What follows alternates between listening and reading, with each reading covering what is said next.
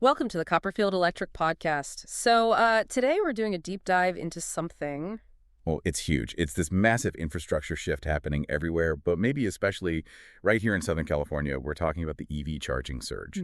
And, this isn't some theoretical, far-off future tech anymore. Not at all. It's here now. The data, it's showing historic growth, like explosive growth. Yeah. And it's fundamentally changing how we interact with, well, our homes, our businesses. Yeah, the whole energy landscape, really. So our mission today is to kind of cut through all the stats and look at the immediate practical impact this EV revolution has on you. If you're a homeowner or a business owner, what does this huge wave of charging demand mean? And maybe most importantly, how do you plug into this future safely and, well, intelligently, without breaking the bank? And that safety and intelligence part, that's absolutely key. To help us ground this conversation and what's actually happening out there, we've got the perspective of Copperfield Electric. They're a family-owned, 24-hour electrician based right here in Orange County, but they serve all of Southern California. Okay. And they specialize in exactly what we're talking about, EV charger installations, tricky panel upgrades. They're the ones seeing these challenges firsthand every single day. Right, the folks actually doing the work. Okay, let's unpack this surge then. I was looking at the numbers for Q3 2025, and the growth isn't just steady, it's like exploding. Nationally, the U.S. saw the biggest jump ever in new public fast charging stations in one quarter, over 780 new sites. Yeah, that's a big number nationally. But if you really want to see where the action is, you got to look at California. Right. Because we have such high EV adoption already, plus strong state policies pushing it, and frankly, consumers here demanding it. Southern California is just way ahead of the curve, dramatically outpacing the rest of the country. Okay, so here's the stat that really jumped out at me from the California data. The state now has over 201,000 EV charging plugs. And that's counting both public ones and shared private ones at workplaces or apartments. Right. And here's the kicker, the really crucial comparison. Yeah. California now has more of those EV charging plugs available than the total number of traditional gas station nozzles across the entire state. Wow. Okay, stop right there. More EV plugs than gas nozzles. More plugs than nozzles. That's a massive turning point, isn't it? It signals a fundamental shift in our infrastructure priorities. That's incredible. And it connects to another point. I saw something like 94% of Californians now live within 10 minutes of an EV charger. Yeah, that's the result. That range anxiety we used to talk about all the time. For most people in California, it's pretty much gone, or drastically reduced anyway, which is a huge success for the state's planning. Definitely a success story. Yeah. But does that success create a different kind of problem? If chargers are everywhere, maybe people get complacent about their home setup. That's exactly where this leads. Because despite all those public chargers, the data consistently shows something really important. About 80% of EV drivers do most of their charging at home. 80%. Okay, so that's the number we really need to focus on. It really is. If 4 out of 5 charges happen in your own garage or driveway, then the conversation shifts, right? Yeah. It's less about finding a public station and more about optimizing your own home's electrical system. Precisely. And for most homeowners, the goal isn't just charging any time. It's charging smart. It's what some call energy arbitrage charging, when electricity rates are lowest, usually overnight. Makes sense. But to do that effectively, quickly, reliably, you really need what's called level 2 charging. Okay, let's quickly break down those levels because I think this is super important for anyone thinking about an EV or maybe someone who just got one. Sure. So level 1, that's the most basic. Just plugging into a standard wall outlet, the kind you plug a lamp into, 120 volts. Exactly.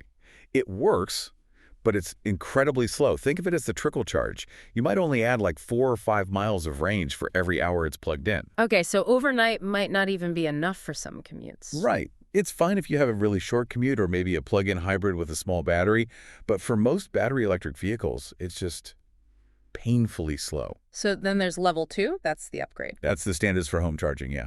Level 2 requires a 240-volt connection. It's the same kind of circuit you use for an electric clothes dryer or a big oven. Okay, a dedicated higher power circuit. Correct. And the difference is huge. Instead of 4 to 5 miles per hour, you're getting maybe 25 to 35 miles of range per hour of charging. Ah, okay. So that means even if you come home with a nearly empty battery, you can easily get a full charge overnight. Guaranteed.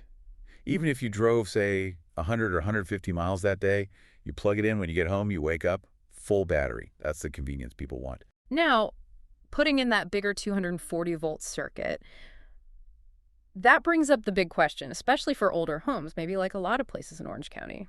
Can the existing electrical system handle it? That is the critical question. I mean, my neighbor, they just got an EV, and I think they tried plugging the basic charger into some heavy-duty extension cord. I wasn't sure if that was even safe. Yeah. What's the first big mistake you see people make when they jump to level 2? Well, the extension cord thing with level 1 is usually a bad idea too, but for level 2, the absolute biggest mistake is assuming your existing electrical panel just has unlimited space and power. Right. Many homes, especially those built 30, 40, maybe even 20 years ago, might have a 100 amp or maybe a 150 amp main panel. Yeah. That was designed when the biggest electrical draws were things like central air conditioning or maybe a pool pump. Not a car pulling power for hours. Exactly.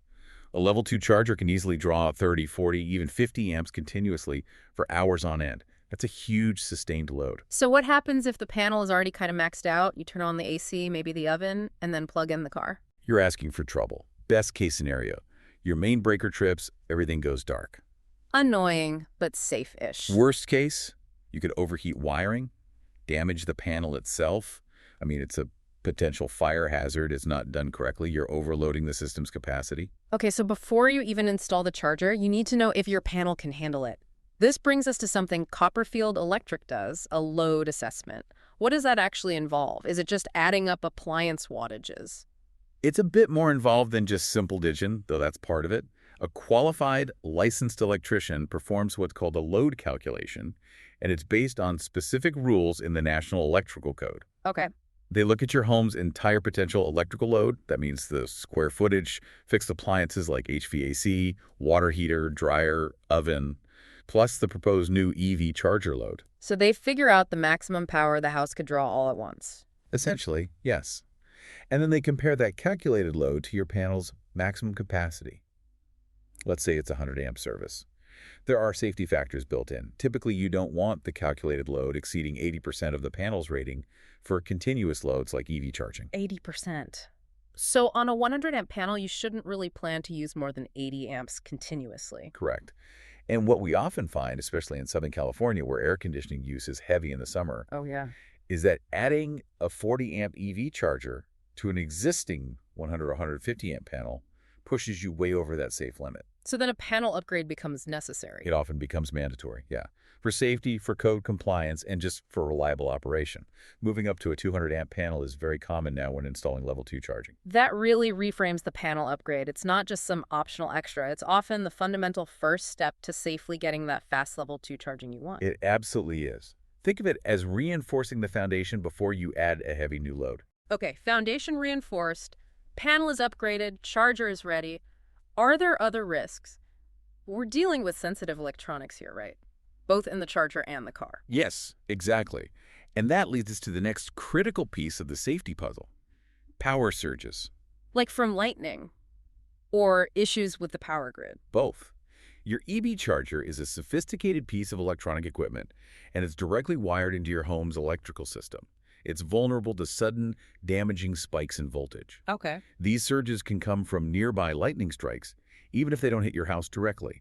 Or, maybe more commonly, they can come from fluctuations on the utility grid itself when they switch power lines, or when a transformer down the street fails, or even when large motors kick on nearby. And what can these surges do to the charger or the car? Well, they can fry the delicate internal components of the charger itself.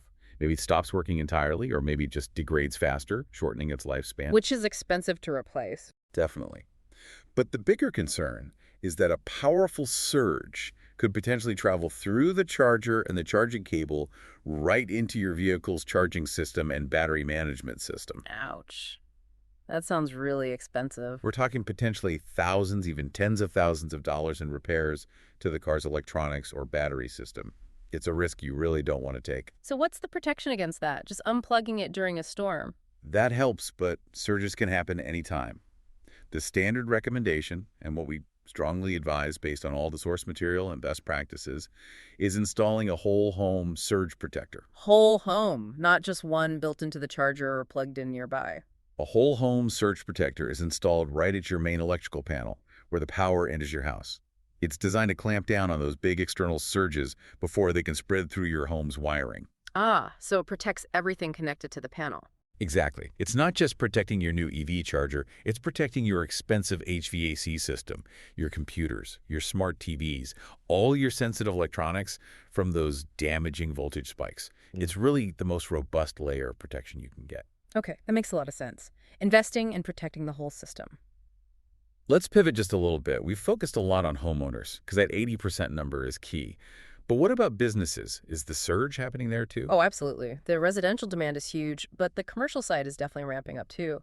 Businesses are realizing that EV charging isn't just a perk anymore, it's becoming an expected amenity. Like Wi-Fi used to be. Kind of, yeah. It drives traffic, keeps customers longer, attracts employees. We saw in that same Q3 2025 data, big names are expanding their charging networks. Target added chargers at 14 new sites. Okay. Cracker Barrel put in stations at 6 locations. Even places like Dunkin' and IKEA are rolling out more chargers. It shows the demand is widespread. And that commercial growth probably signals to homeowners that this trend isn't slowing down, right? So maybe think ahead when planning your home setup. That's a really smart way to look at it. Future-proofing your home installation is key, even if you only have one EV right now. You might get a second one later, or your partner might. Exactly. Or maybe your next EV will have a bigger battery or faster charging capability. So when you're doing the work, especially if you're upgrading the panel, think about that future need. So that might mean running conduit for a second charger location, even if you don't install it yet. Could be. Or installing wiring that can handle a higher amperage charger later, or even looking at dual chargers or smart split circuit units that can share power between two vehicles plugged in simultaneously. And getting that panel upgrade done right the first time, maybe going straight to 200 amps or more, covers those future bases. Precisely. And we mentioned policy earlier. Those state investments and local rules, well, they're often direct financial benefits for homeowners too. Right. Incentives and rebates. Yes. Many utilities and local governments offer rebates or tax credits specifically for installing level 2 chargers and sometimes even for the necessary panel upgrades. Making that investment now can actually save you money in the long run. But navigating all that paperwork and figuring out what you qualify for, that can be tricky. It definitely can be. And that's where having local expertise really helps. A company like Copperfield Electric, working in Southern California day in and day out. They know the local programs. Exactly. They know the specific requirements for Southern California Edison or other local utilities. They can help you choose equipment that qualifies for the maximum rebate, handle the installation correctly to meet the program standards, and even help with the application process. So they're not just installing hardware, they're helping maximize the financial side too. That's a big part of their service, yes. It's about providing a complete solution, safe installation, proper capacity assessment, surge protection, and helping you access those valuable incentives. And you mentioned their service area, Orange County, primarily. They're based in Orange County and serve the whole county extensively. Places like Irvine, Anaheim, Santa Ana, Costa Mesa, Newport Beach, areas with high EV adoption already. But they cover all of Southern California. They understand the specific needs and building codes across the region. Okay, so wrapping this all up, what's the big takeaway for someone listening, maybe someone who just got an EV or is thinking about it? It sounds like this EV charging surge is real, it's here, and it means homeowners really need to think proactively about their home's electrical system. It's not just about the car. That's the core message. You're essentially adding a major power-hungry appliance to your house, it potentially onto a system that wasn't designed for it. So cutting corners on the electrical side, the panel assessment, the proper installation, the surge protection, that's just not an option. Absolutely not. Dealing with 240 volts and high continuous loads requires professional expertise. Licensed local electricians are essential for doing this safely and correctly. Makes sense. And if I could leave everyone one final thought, connect this all back to that bigger picture. Given this historic growth and the fact that most charging happens at home using level 2, the single most important thing to realize is that adopting an EV isn't just about buying a car. It's really about making an electrical infrastructure investment in your house. Infrastructure investment. Yeah, because that fast, convenient level 2 charging is what makes the EV experience work best for most people. So the very first thing you, as a current or potential EV owner, need to investigate is your home's electrical panel capacity.